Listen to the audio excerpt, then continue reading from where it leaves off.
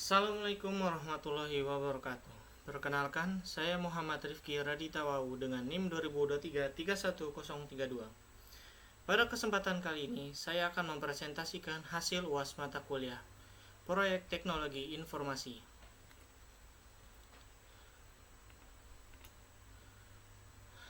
Dengan judul Analisis Proyek Hospital Informasi Sistem Information System atau HIS. Baik, saya akan memulai dari latar belakang proyek. Rumah sakit memiliki banyak proses yang saling berkaitan, mulai dari pendaftaran pasien hingga pembayaran.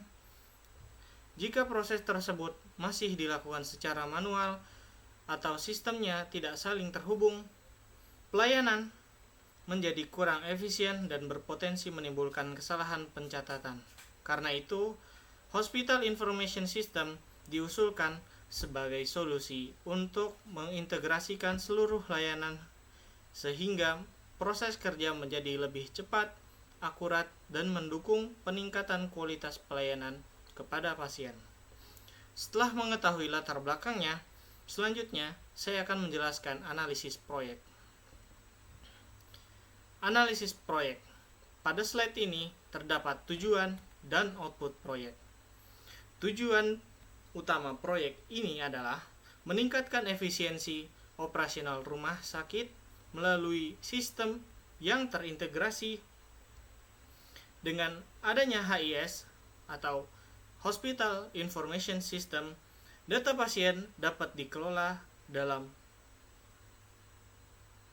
satu sistem sehingga pelayanan menjadi lebih cepat.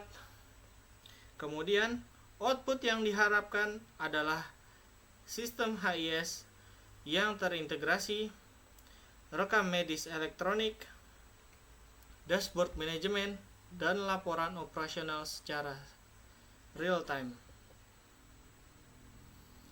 Kemudian, masuk ke scope dan stakeholder.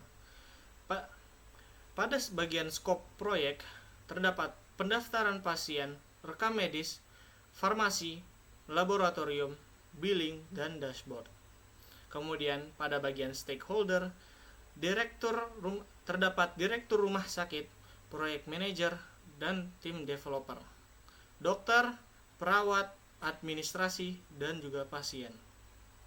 Ruang lingkup proyek mencakup seluruh proses utama pelayanan rumah sakit, mulai dari pendaftaran hingga dashboard manajemen. Sedangkan stakeholder terdiri dari pihak manajemen, tim, pengembang, tenaga medis, petugas administrasi, dan pasien. Seluruh stakeholder memiliki peran penting dalam keberhasilan implementasi sistem. Kemudian kita masuk ke kebutuhan pengguna. Kebutuhan fungsional dan kebutuhan non-fungsional. Kebutuhan fungsional merupakan fitur yang wajib tersedia dalam sistem seperti login, rekam medis, dan pembayaran.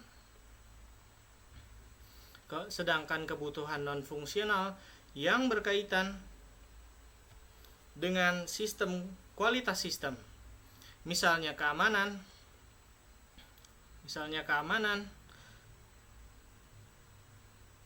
kecepatan akses, kemudahan penggunaan, dan kemampuan melakukan backup data. Kemudian kita masuk kepada faktor kegagalan. Berdasarkan analisis, terdapat 10 faktor yang dapat menyebabkan kegagalan proyek. Faktor-faktor tersebut meliputi aspek ruang lingkup, waktu, biaya, kualitas, sumber daya manusia, komunikasi, resiko, pengadaan, stakeholder, dan teknologi. Seluruh faktor tersebut harus dikelola dengan baik agar proyek dapat berjalan sesuai target. Kemudian masuk ke risk register. Pada tahap ini dilakukan pemetaan risiko berdasarkan tingkat kemungkinan dan dampaknya. Dari hasil analisis, terdapat beberapa risiko yang menjadi prioritas utama karena memiliki tingkat risiko tinggi, seperti perubahan ruang lingkup proyek, bug system, kehilangan data, dan gangguan server.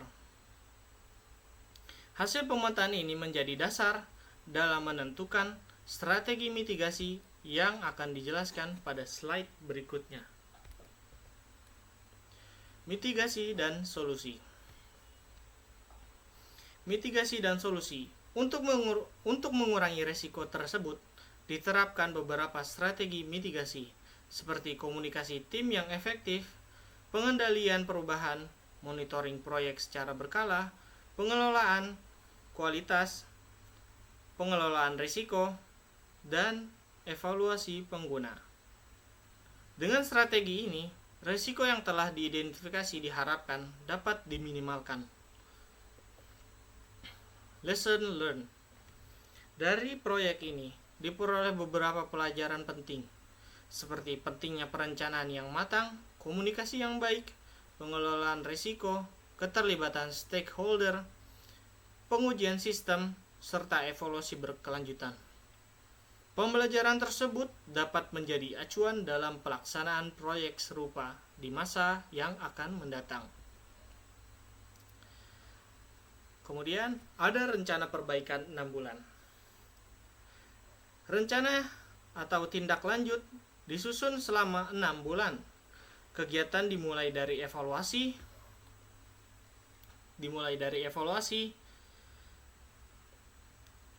atau evaluasi sistem, dilanjutkan dengan perbaikan bug, kemudian pengembangan fitur, pengujian implementasi atau testing, hingga evaluasi akhir sebagai dasar pengembangan sistem berikutnya. Kemudian kita masuk ke inovasi teknologi. Artificial Intelligence membantu analis data pasien dan mendukung prediksi risiko. Kemudian ada cloud computing, menyimpan data yang aman, fleksibel, dan mudah diakses.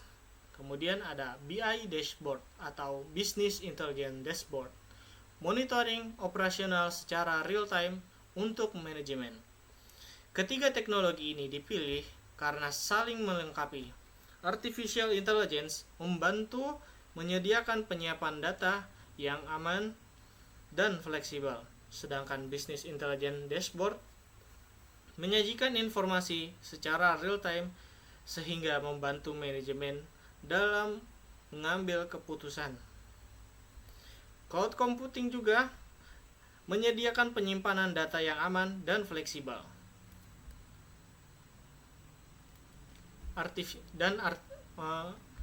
Dan selanjutnya kita masuk ke bagian kesimpulan.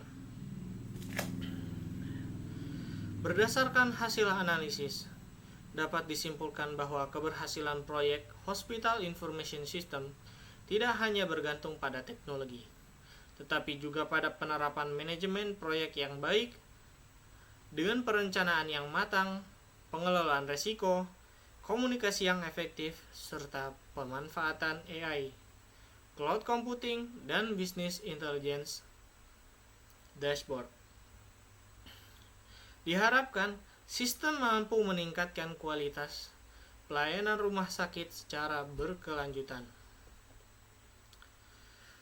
Demikian presentasi mengenai analisis proyek Hospital Information System atau HIS yang telah saya sampaikan. Semoga pemaparan ini dapat memberikan gambaran mengenai pentingnya penerapan manajemen proyek dalam pengembangan sistem informasi rumah sakit, mulai dari tahap perencanaan, analisis risiko, strategi mitigasi, hingga pemanfaatan inovasi teknologi. Terima kasih atas perhatiannya. Mohon maaf apabila masih terdapat kekurangan dalam penyampaian maupun penyusunan materi. Wassalamualaikum warahmatullahi wabarakatuh.